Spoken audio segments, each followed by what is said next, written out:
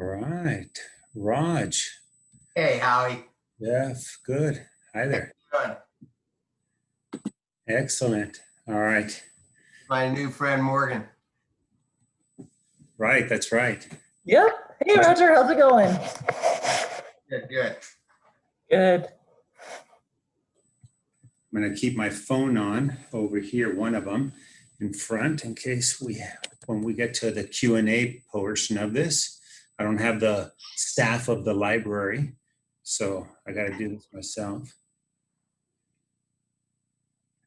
And it's 4 o'clock, so Jordan, if you don't mind, let's put it on Facebook Live and let's see if that works.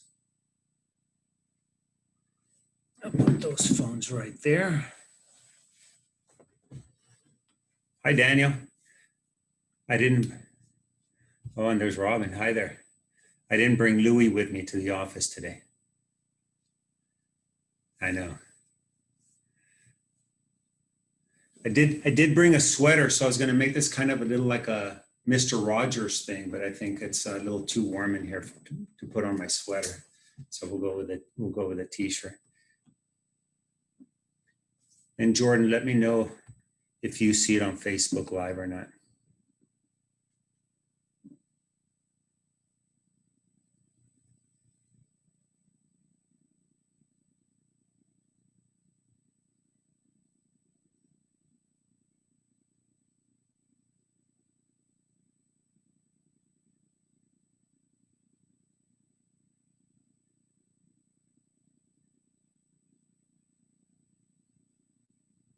Okay.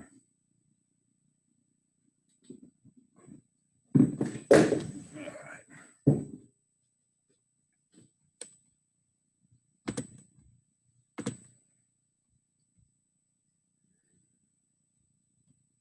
And so Jordan, I can't hear you, but I'm assuming that you got it on Facebook Live.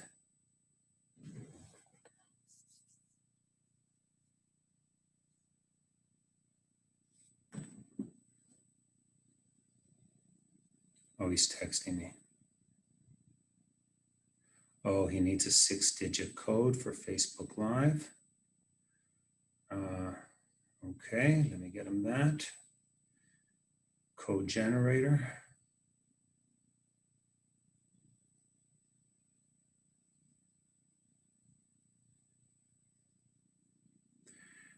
$680-318.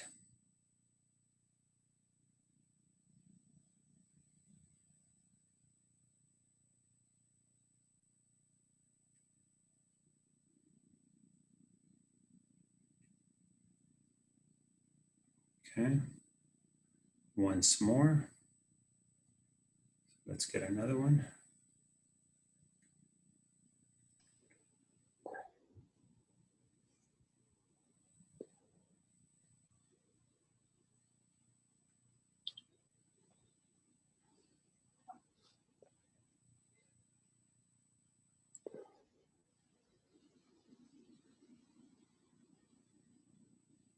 All right, so give us a second while we get this onto Facebook Live, and we've got more people popping on, so this might work to our advantage.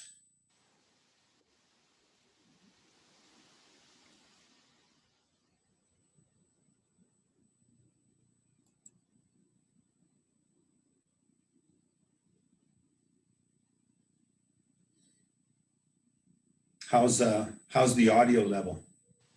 Try not to be too close so you all don't have to stare at me right in my face. So Jordan's mic is dead, so I'm calling him, see if he gets us on.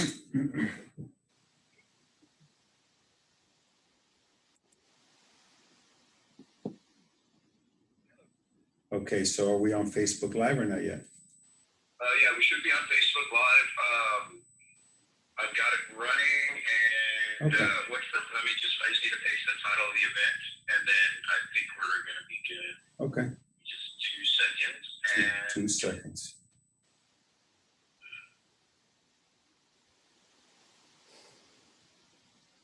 All right.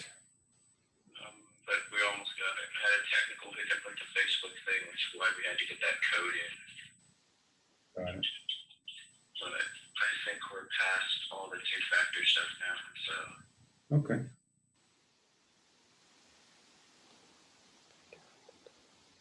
and we want this to be public, yeah? Yes. And not gaming, it's not gaming, chill.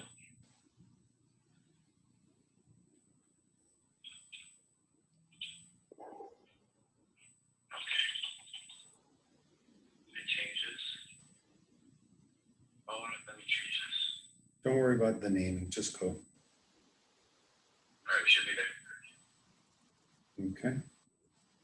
Hopefully that comes out. Are any of you seeing it on Facebook Live by any chance? About to check here. Okay. Yeah, I see it live on your, You on good? your stream. Cool. We're good. Okay. We got it. Then let's get started. Thank you, Gordon. All right, I'm gonna hang up. All right. So good afternoon and welcome to what is part of the 9th annual DreamWeek San Antonio. It'll surprise you to know that I had nothing to do with starting it other than I've been a guest speaker for the last 4 years at live venues around the city of San Antonio for this annual event that my friend Shokare founded that is inspired by Martin Luther King Jr., his work, and in a way, bringing San Antonians together with human interaction and dialogue to push forward big ideas. And that is the idea behind DreamWeek. For the last 4 years, I've spoken around something that involves nonprofits, which is what we're going to talk about today. And one of my favorite topics, and why I promoted this as a 1 hour conversation, is because I didn't want this to be a canned speech. You know, I often talk to younger folks and people our age as well about living an extraordinary life, but I don't like to have that be defined because it sounds a little arrogant and pompous. And so the caveat is that my personal belief is that to live an extraordinary life, you must serve others. You must also destroy the law of familiarity. So what do I mean by the law of familiarity? Well, all of us have routines. It's human nature to like routines and to like predictability. But we also need a certain amount of unpredictability, the road less traveled, as it's been called. And one thing I noticed about living an extraordinary life, for me personally, is that I found that through serving others, nonprofit work, but really getting my hands dirty. All of us have been in a situation where we've donated to somebody's march or somebody's fundraiser online, and those things are certainly worthwhile. But it doesn't give you that feeling unless you're actively involved with that nonprofit. So while you're still providing a benefit by giving a donation, you don't really get that sense of giving and purpose and all those positive emotions that one gets when one actually serves. And so my way of living what I call an extraordinary life, meaning outside the ordinary, is by serving others. So, you know, in work, we all get bogged down with routines and doing the same thing day in, day out, maybe year in, year out. And today I'm in a little bit of a funky mood because my dad's one and only sibling, his brother, passed away around 1 a.m. And the funeral was today at 1 o'clock. So I went over to my dad's house along with my sister and my brother. And, you know, we had to tell him that his brother had passed away. His parents, my dad's parents, passed away when my dad was, I think, in the 3rd grade, and he was raised by an aunt. And today happens to be her yahrzeit, the anniversary of her death. And so we were going to go to services for that. And then here we are finding ourselves telling my dad that his one and only sibling passed away. And within 30 minutes, we're going to be watching his burial by Zoom. But I started thinking about my uncle's life, and he lived a very well 89 years. And I got to thinking, you know, my uncle Israel lived 89 great years. But we also know people who lived 1 year 89 times because they get stuck in that routine of doing the same thing over and over again. And when I think about how to be extraordinary, you know, or when I talk about it with my kids, they think extraordinary means a TikToker or a YouTube that has 100 million followers, and every time they post something, they have all these reactions. Well, that certainly is one example of being outside the ordinary, but it's not what I think is either valuable or attainable by most people. But what is attainable by most people is serving the greater good through nonprofit. The opportunities to save a life or to become a billionaire, those opportunities rarely present themselves. But the opportunity to serve a meal to someone who's in need, to donate clothing to somebody who is less fortunate, to call on or visit somebody who's sick that doesn't have family, those opportunities present themselves to us every day. And they do something really extraordinary for us and for our own soul. There are many studies that show that people who give of themselves and donate 100 to 200 hours a year of their time to nonprofits live longer, live a fuller life, have a purpose of living. You know, I'm sure many of you read Dr. Frankl's book, Man's Search for Meaning. And one of the things he noticed about the people who thrived, not only survived, but thrived after the Holocaust, were people who had a higher purpose and a higher meaning in their life, meaning they had something greater to live for than just these so-called pleasures of the moment, which I say your goal should be to have an overall state of happiness and peace versus these so-called pleasures of the moment, which is, from one event to another, from something fun to another. It's not really a true sense of happiness. One of the things I've also noticed is that, you know, as I get older, I'm now in my mid-50s, that there is no one place to arrive at once and for all where flags will be waving. The journey, as we know, the secret of life is the journey itself. And my mom, who's on, gave me a poem called The Station when I was probably in college that I kept with me. And now, thanks to the internet, you can find it. It's Hastings is the author, and it's called The Station. And he says that many of us think that our life will someday come together like a completed jigsaw puzzle, but it never does.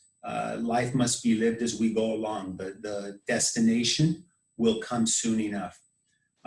So I was thinking about as we finished the service for my uncle in Mexico by Zoom. I mentioned to my dad something that one of my rabbis said at a memorial service many years ago for a great uncle of mine, Mo Goldberg. He said that, I'd love to tell you that Mo was a great Jew because he came to services every Shabbat, and that he was involved in men's club, and that, he kept kosher and those kinds of things. He goes, but he did none of those things. But he was a great Jew because he always contributed his time and his money and his expertise as an attorney to help anybody in the community, Jewish or not Jewish, who needed representation and couldn't afford it. And he says, and very few people do that. And he said, while Mo was on earth, he was able to do. He had his physical body, his exterior, which allowed him to do. And when you're on earth, the rabbi continued, you must do. Earth is not a place to be. Because if you have your physical body and you have your arms and your legs and your mind and your money, you should do something positive with that for the greater good. Because after you pass away and your spirit, your neshama, ascends, then you no longer have your physical body and you can no longer do. So once you are in the afterlife, the only thing you can do at that point is be. So while he says, heaven is a place to be, earth is a place to do. Additionally, you know, today, as we have this conversation, and I'm going to open it up here in, you know, about 15 minutes or so for some conversation and questions. I think about my uncle Israel, who passed away and is now in heaven. And I think about now he is in a place where he can only be. But if I go back to Rabbi Abraham's words, Rabbi Scheinberg's words, it was Rabbi Aryeh Scheinberg said this. He said, if you do something in memory of somebody who's passed away, meaning if you do something positive for community, for anybody in particular, and you do it while you're thinking about that person who passed away, you're actually elevating that person's soul in heaven, because they can't do anymore. They can only be. And so as we have this conversation for this hour, I'll be thinking about my uncle Israel, where I think of many, many happy memories of spending time with him and his family and traveling and vacations, and what a kind human being he was. And my hope is that I am actually elevating his soul in heaven, should he even need to be elevated even more than he is. I've been blessed in the sense that through nonprofit work and community service work, I've met many of you that are on this call here today. I also, little known secret, a few people know about this, but in the collection drive, Got You Covered, that I've been doing now for this 2021 will be the 25th year of this annual collection drive. At about the 6th or 7th collection drive, very pretty news anchor from Telemundo came out to interview some nut that was sleeping in a cardboard box at the corner of Loop 410 and Blanco Road, drawing attention to the homeless issue. And that happened to be me. And so I granted her this interview in Spanish, this live interview for Telemundo, of which I only got to speak for about 10 or 12 seconds, and she got to speak for about a minute and a half. So she left, came back a year later to do, again, a story about this then 8th annual collection drive, or what it happened to be. And I said, you know, I remember you. She's like, I remember you too. I said, well, I thought it was a little disingenuous that you came out last year and you did this story and took, you know, almost like credit for it when you didn't even know it existed. And then, you know, a couple minutes later, you were gone. So I said, this year, I'm not going to grant you an interview unless, one, I can do primarily the speaking, since I'm the guy who has to suffer and sleep out in a cardboard box and put this whole thing together. And the second condition would be that you come back and spend the night in the cardboard box with us. So that at least, even though it doesn't reflect how people actually have to live, it gives us a small sense, a small taste of what people might have to endure when they have to fight these elements and be outdoors, you know, in the middle of the night, you know, when it's cold in quotations, you know, in San Antonio, December could be 87 degrees. You know, today it's, I think, 80, but. And so she did, to her credit, her and the news director, her cameraman, and the station manager all came back that night and spent the night in cardboard boxes. And so she and I stayed up all night, separate boxes, by the way. We stayed in separate boxes that night, but we got a chance to get to know each other. And, you know, it's through a lot of these nonprofit interactions that I've met people that are very dear to me, people that I love, people that I've remained friends with for many, many years. I've deepened relationships with guys like, you know, Jeff Goldblatt, who's here, who, you know, talking about this collection drive, has volunteered to help out with Got You Covered by helping me produce videos and get the word out and do social media. And many of you come out and donate. And we've worked on a lot of different things together. You know, in sort of preparation for this talk, I watched a YouTube video that Eric Cooper, the director of our food bank, gave 2 years ago, and I was there live for his YouTube, for a TED Talk, actually. And, you know, he talked about the value of community service, and he told a joke about that this elderly gentleman would go in and sort cans. And every time he got there, he would tell inappropriate jokes. And so one day he pulled Eric aside and said, "Hey, Eric," he goes, "come here, I got a joke for you." And he says, "What does nonprofit work and peeing in your pants have in common?" He says, "Oh," he goes, "I really don't know." And he goes, "They both give you that warm feeling inside." So, but the key is you have to actually do the work. I don't think you get that same warm feeling if you write a check for the food bank. Again, very important to do, especially with as many people as need help from our local nonprofits. But what I want to talk about is the value that you and I get by doing this nonprofit work. One of the things that somebody mentioned to me about Gotcha Covered and about a couple of other of the 50 or so nonprofits that I've either been on the board of or have volunteered with is that people don't know how to get started. I know most of you don't have that problem, but maybe after today you look at an opportunity with a nonprofit that maybe you didn't know about, and you'll take the initiative to call them, get online. There are many opportunities now where you can volunteer online by donating time and effort and voice, and maybe even promoting their cause online that would then help them get the donations that they seek. I worked on Cattle Barons Gala for the American Cancer Society, and I had worked on it as a volunteer for maybe 7 or 8 years. And I was asked to chair Cattle Barons Gala one year after many years of volunteering.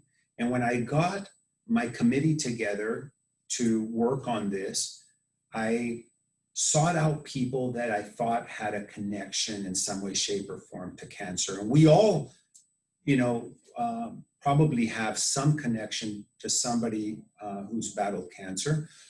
And for my kickoff event with my 55 volunteer committee members, I said, I want, any of you who feel comfortable to stand up and talk about why it's important to you to help Cattle Barons Gala, the American Cancer Society, and why are you going to volunteer for the next 10 months to help put together this gala that should raise several $100,000 for the American Cancer Society?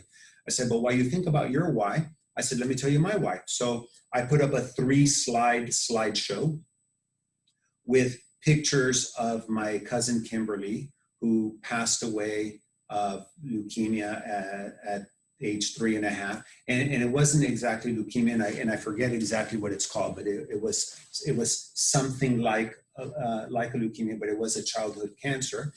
And I remember that I was 13 years old when she passed away, and it had a profound impact on my life. And it's why I then started volunteering with nonprofits that serve children battling cancer. An art project in California. So I was blessed that I got to go to California 15, 18 times to work on this project all over California and do these wonderful paintings and murals and create what ended up being one of the tallest art structures on the West Coast in Beverly Hills after 4 years of work with this nonprofit called Project 9865. Then I've been working on a camp here in Kerrville called Vision Works Camps and Camp Discovery, which is a camp for kids battling cancer, 150 kids. And that year for Cattle Barons Gala, I was able to negotiate taking half of the proceeds, which ended up being, I think, if I remember correctly, $330,000 in net money after one night, and giving half of it to this camp called Camp Discovery, which I am now on the board of, and love doing work with that nonprofit. And I've made very close friends from that as well. If I call myself the world's poorest philanthropist, I certainly have more time than money to donate, and money's still important, but it's somewhat of a limited resource. People say you can always go make more money, but you can't make more time. But but I also say that sometimes with your time and your expertise, you can create and bring in a much bigger windfall of money than if you donate a few $100s or $1,000 and you feel like your job now is done and then you don't participate in that nonprofit. Whereas if you donate a few hours a month or a year to that nonprofit and you bring your expertise and your contacts, it could turn into something much bigger. And that's what I find I'm able to do by donating time and contacts and publicity and voice to amplify what some of these other nonprofits are doing. And certainly I use my ad agency to help dozens of nonprofits get their word out in a way that helps amplify not only their message, but also turns into real dollars so they can accomplish their objectives and their goals. I think about individuals, doesn't have to be something big. There was a guy named Mundo, Raimundo is his full name, and I see some of my family members are online, so they'll know very well who I'm talking about. And he was an employee of my family's in Laredo. Super cool guy, always liked him, very positive, upbeat guy. I think he had, I'm sure somebody's going to correct me online, my Aunt Evelyn. I think he had 8 children or 10 children, and he was not an Orthodox Jew, by the way. He wasn't even Jewish. But he had 8 or 10 kids, and he ended up with a debilitating back injury that kept him from not only working, I don't think he could even walk. He ended up having some pretty serious surgery, back surgery here in San Antonio at University Hospital. And when he went back to Laredo, he couldn't work. And so my family had put together a little fund for him and given it to him, but that was not going to sustain him. I had socialized with him, so I knew a little bit more about his personal life. He was a great pool player. He was a bit of a pool shark, by the way. He made money on the side playing pool. So I had him teach me some things about billiards. But I came to find out that he was being evicted from the house that he had been renting. So I put together a fundraiser I called it Un Mundo Foundation. So One World, because his name is Raimundo, and short for Raimundo is Mundo. And the word Mundo translates into earth or world. So, and I put together an event at a restaurant bar in San Antonio, and we raised thousands of dollars that my aunt then administered for him and helped him pay his bills with that money. I did call his landlord. I negotiated keeping him from getting evicted. This was, way pre-COVID days, not common to call a landlord and say, hey, look, right now we can't pay, but we will pay, and we want a discount, and we don't want you to evict them, and here's what we're going to do to improve the property. And it turned into a whole negotiation, but he was able to stay in his home. And I got, lo and behold, through this fundraiser, not only did people come and donate money and participate in an auction and a raffle and all this other stuff that 100% of the proceeds went to Mundo, but then I was approached by people who were there that had companies that could actually serve him and said, hey, what else can I do? I have a landscape company. One guy had a pest control company. One guy had a remodeling company. And they all went in and started doing work for Mundo independently at no cost, kind of a community of people coming together. And that's really what I tell people when they say, hey, I love the idea of nonprofit stuff.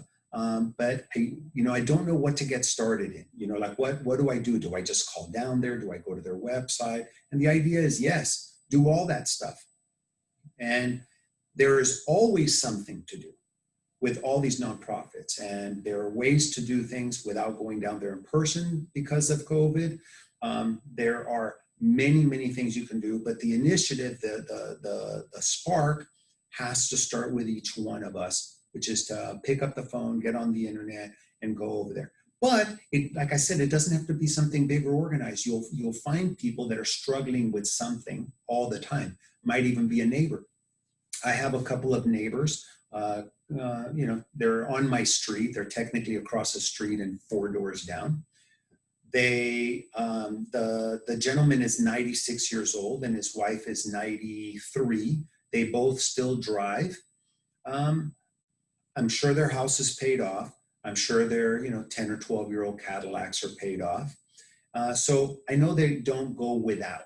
However, I don't often see cars out there. He is a retired Army World War II veteran that was actually first boots on the ground in liberation of either Auschwitz or Dachau. I can't remember, but we've had conversations about it. And I got him to speak at Holocaust Learn and Remember, the Holocaust program that Morgan and I work on, and Ramiro Salazar, the director of the public library, and I started 9 years ago. And he gave a knockout talk. I mean, he stood for an hour at age 91 or 2, and then he took questions for about 30 minutes. And when I went to send him a thank you note and a gift, I was given his address. Turns out he lives on my street. Had no earthly idea. I had seen the man outside before, watering his grass. And so from that point on, I stop in every single time I see him outside.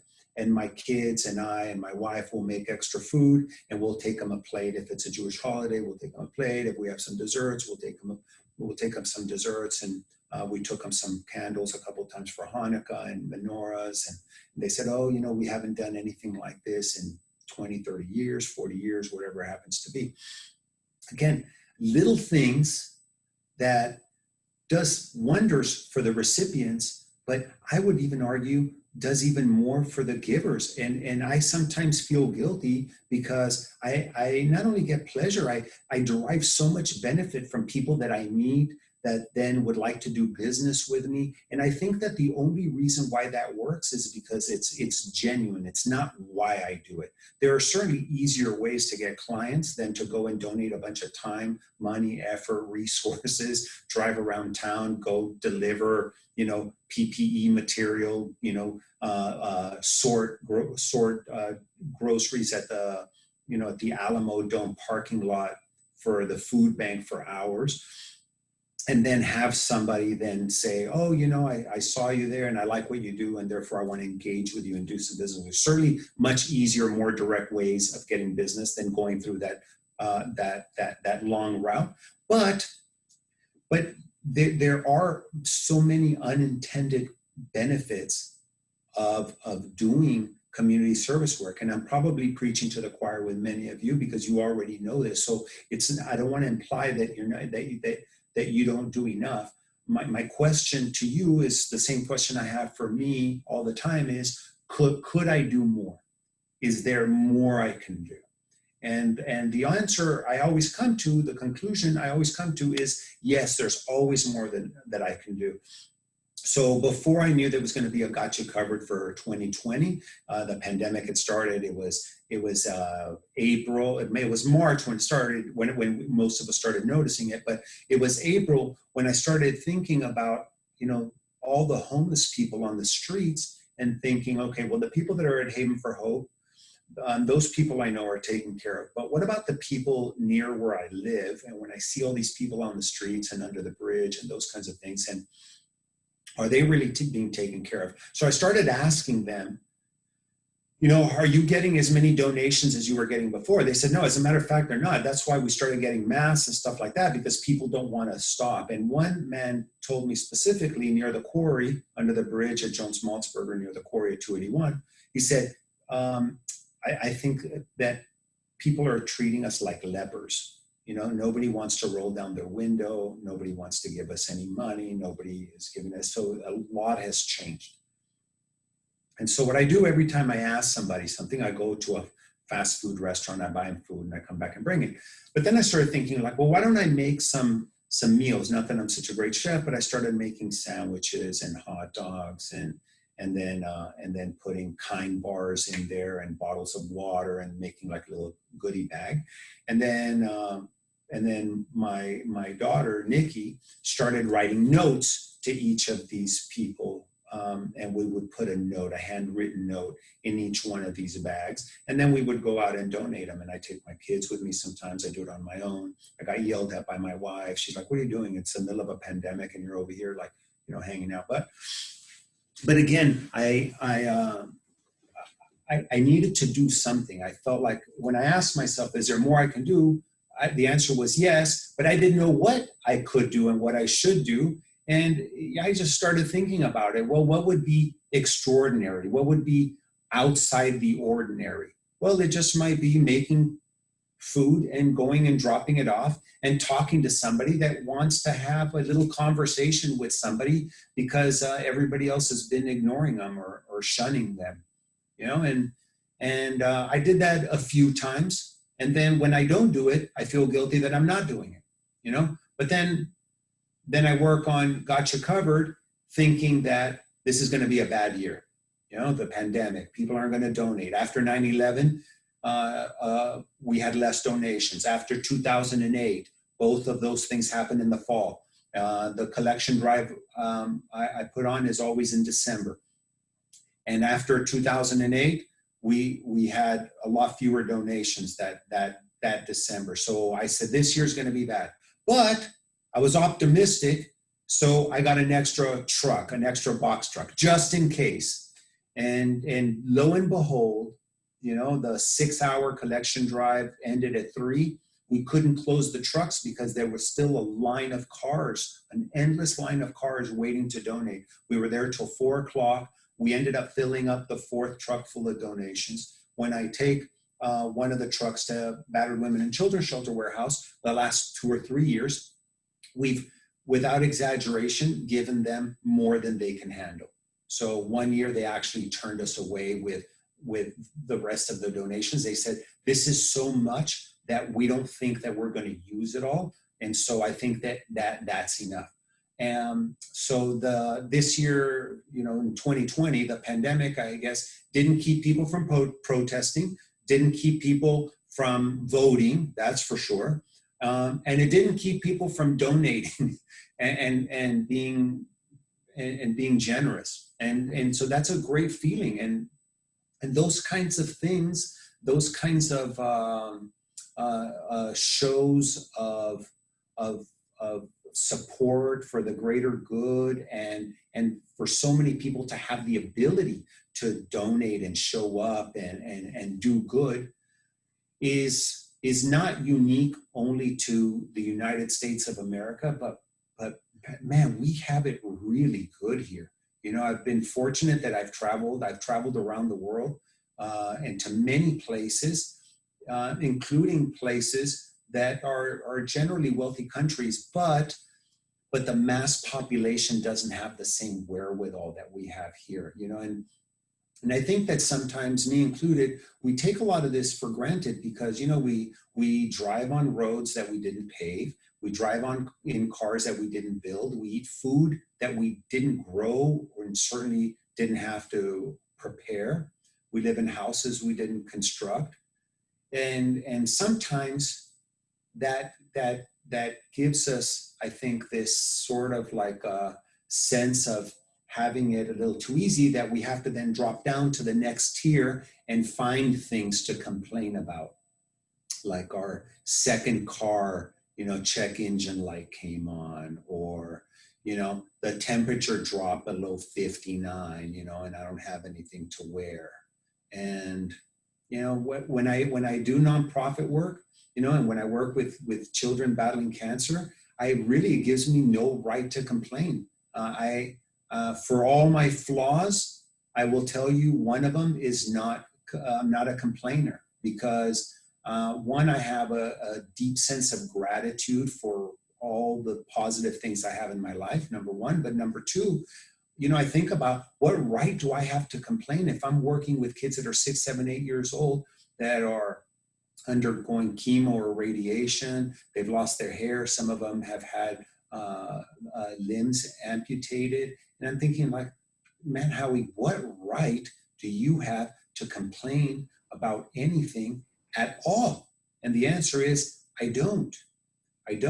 And there's a certain balance in the world when when, you can call it yin yang, you can call it, dark and light, whatever happens to be. But there is always somebody that you can give a hand up to. And there's going to be opportunities that are going to present themselves to other people when they can give you a hand up as well. And that happened to, Nora, the kids, and I in 2012. It wasn't a financial handout. Thank God we had plenty of insurance, but we had a devastating house fire in 2012. We were in the house in the middle of the night when the house caught on fire. It was faulty electrical, for those of you who are wondering. And really the only reason why I'm still here to have this Zoom conversation with you guys today and this Facebook Live conversation with you today is because I like to say Ben and Jerry's saved my life. I got up around midnight to go get some ice cream, and I looked out the sliding glass door through in my backyard, and I noticed that the back third of our house was engulfed in flames, and the smoke and the flames had been traveling through the attic. So our smoke detectors had not gone off because our attic is big enough to where the fire had caught. It started in the back of the house and it was traveling through the attic. So I called 911. My son Max was in a crib back then. He's 9 now.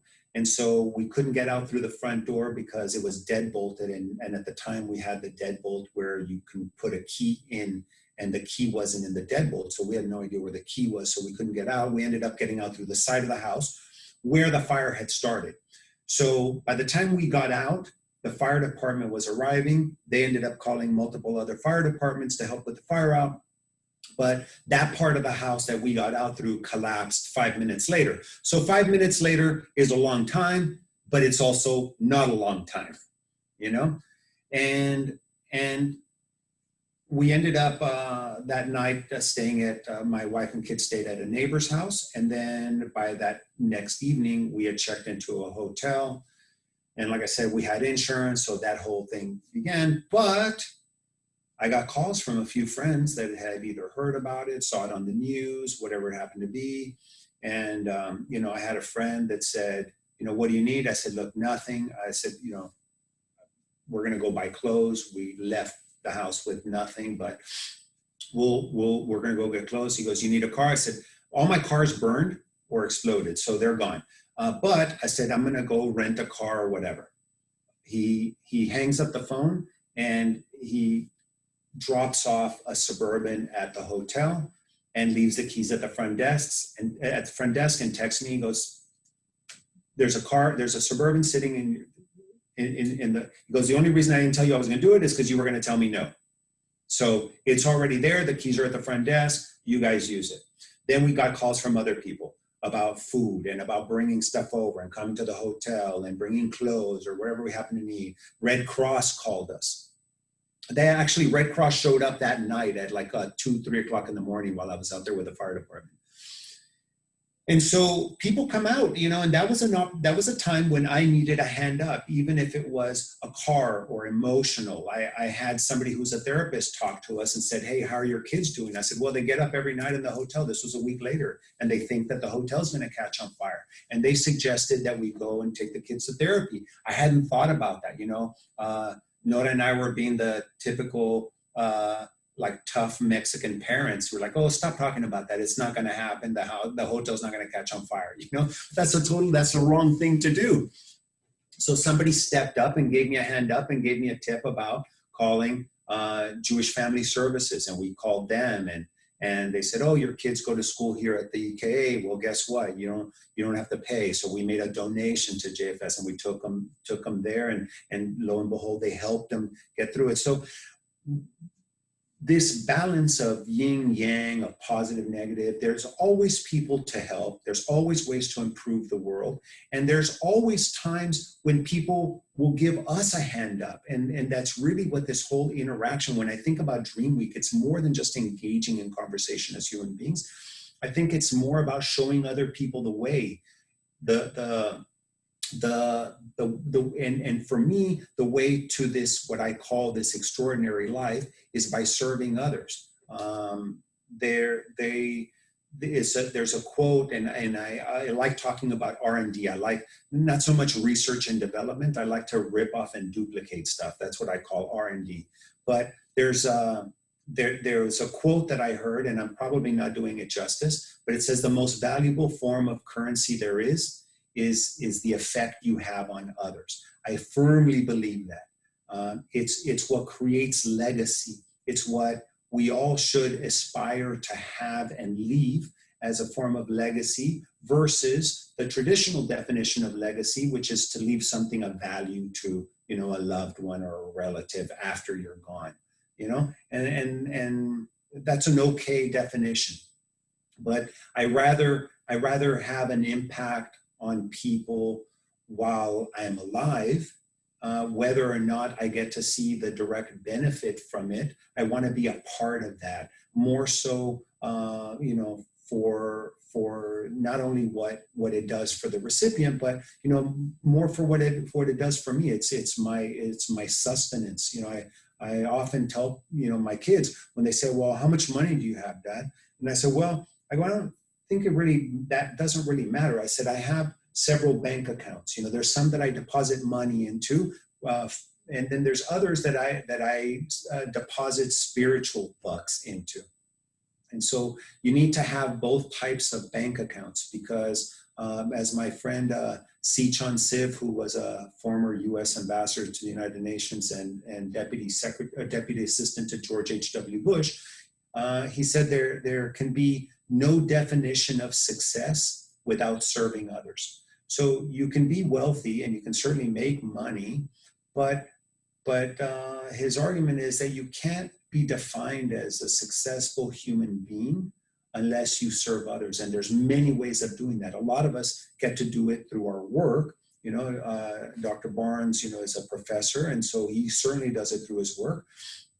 But what else, where else can you get out of your comfort zone and do something else for somebody else that maybe won't even know that you're the one that did it, and facilitated that for them, we are, part of this crazy thing we call the human race. The world just got very small in 2020 with this pandemic, and it's something that affected us globally. I can't remember the last thing that affected the entire planet, but it just goes to show you how we're really all in this together. And this thing we call life is certainly not easy, and there's no safe place to hide.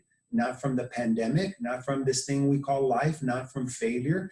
And ultimately, how I know that there's no ultimately safe hiding place is because none of us get out of this planet alive.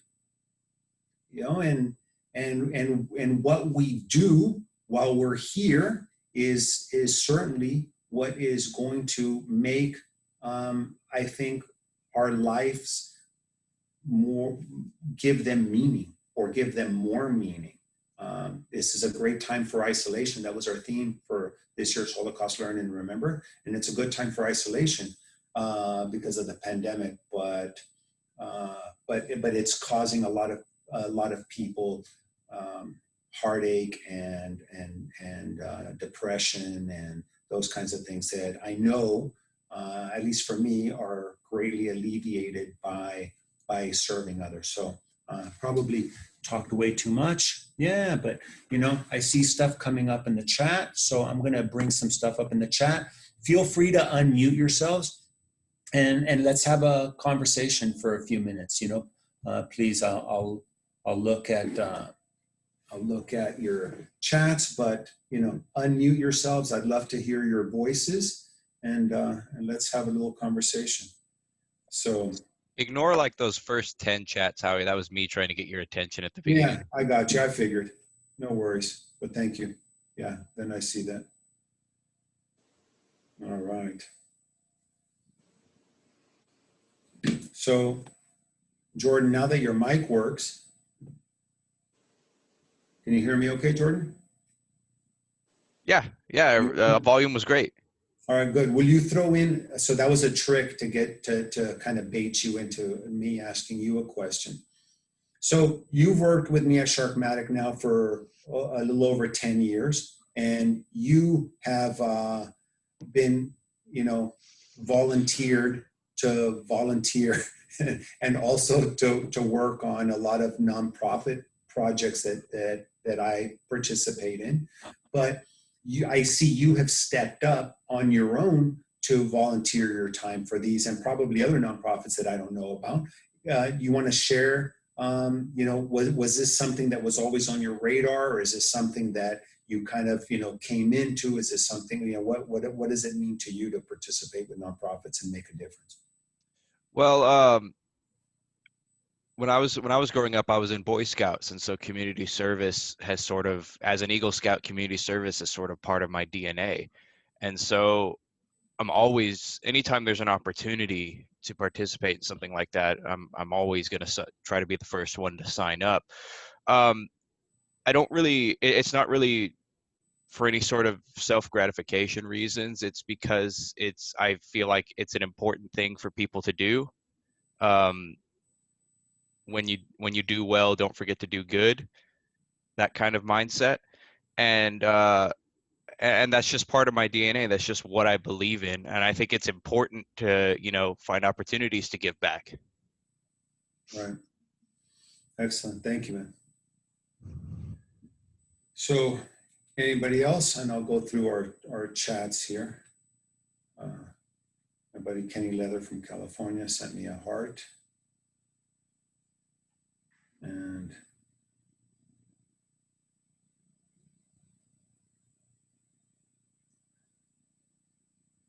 actually, I can't even get into our own Facebook Live. So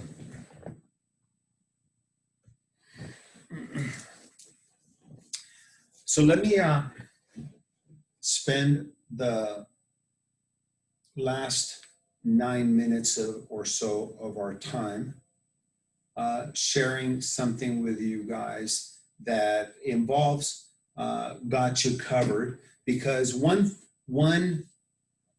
kind of recurring question or theme that I get from friends who see Got You Covered being a big collection drive that's been going on now for 25 years with a good amount of publicity on local news and notoriety with elected officials and people coming out, is that I get questions from friends that they would like to start a nonprofit, and could I help them set one up? And their idea is that they want to get a 501c3 and they want to do fundraising and they want to buy a ranch, and then they want to have kids come out and hunt or ride horses, and they want to do, maybe buy an RV, and then they want to travel across the country and do all these other things. And so I think I lose friends over this. And I tell them, I said, if you're asking me for my opinion, I think you're going about it the wrong way. There are already all these organizations that you can join that probably already do something or serve the population you're looking at serving. And you should donate your time, talent, and efforts and money to those organizations and move those forward. Because if you think that you're going to create a nonprofit, a 501c3, then go out and raise millions of dollars so that you can pay yourself a salary of a couple $100,000 a year and do something that you already love to do, like hunting or traveling across the country, then you're going about this the wrong way. And you're going to spin your wheels and probably not raise the money. And two, it's not going to be successful, at least to accomplish what you hope to accomplish. And then I let them in on a little secret. Got You Covered is not a 501c3. It's not a nonprofit. We don't have a bank account. So any expense that we incur, I either take care of it or I coerce a friend or a client of mine to pay for something that's involved with Got You Covered. Might be t-shirts, might be donated printing, might be all the box trucks we get donated. But whatever's left over, whatever somebody's not paying for, I pay for the expenses out of pocket for that, because I want to do this event and I want 100% of everything we collect to go directly to the people who the donations are intended for, not to create a revenue stream for me or as an executive director of something. And so the idea then is to be as altruistic as possible with these nonprofits. And almost every single person, I think every single person who's ever asked me that question, there's been dozens over the years, not a single one of them has actually started a nonprofit. Now, whether or not they went on and did other nonprofit work, they probably did, and I hope that they did. But again, it's disappointing to let the air out of somebody's balloon that way, because I think, maybe just like, many of us have probably thought about writing a book because, our lives are so interesting or whatever. We probably all thought about what it would be like to have our own nonprofit and be the executive directors and, have the Bill and Melinda Gates Foundation and donate a bunch of money and probably get paid to do that. And again, nice dream, but unless it's your full-time passion, probably not going to happen. You're probably better off making a living at what you make good money at, and then donating your time, talent, services, and expertise to propelling somebody else's nonprofit forward. You can do a lot more good that way. So again, what I'm talking about really doesn't involve any kind of legal status. It doesn't involve any kind of office. It doesn't involve deep pockets or lots of credit cards and money to spend. It's your ingenuity and it's your resourcefulness. Speaking of R&D, rip off and duplicate. My wife and I have gone to see Tony Robbins, the motivational, inspirational speaker once. I went once with another friend of mine, and then Nora and I went to go see him. And one of the things after his 4-day, 18-hour-a-day seminars that he gives for a long weekend, one of the big takeaways for me is that Tony Robbins says, most people will blame a lack of resources. I don't have the time. I don't have the money. I don't have the expertise. I don't have the right skin color. I didn't grow up in the right city. I don't have the right contacts. I don't have the intellect. But very rarely is it a lack of resources. And most often it's a lack of resourcefulness. And I think we've all been there. And I see some heads shaking, and it's usually a lack of resourcefulness.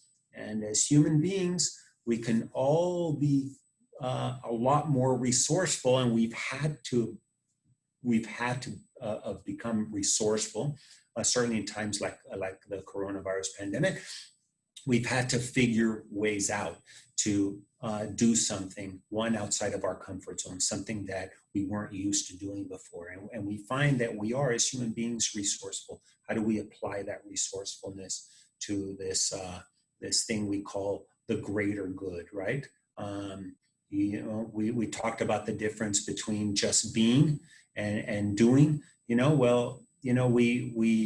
are human beings, but maybe in 2021 we become human doings. How about that?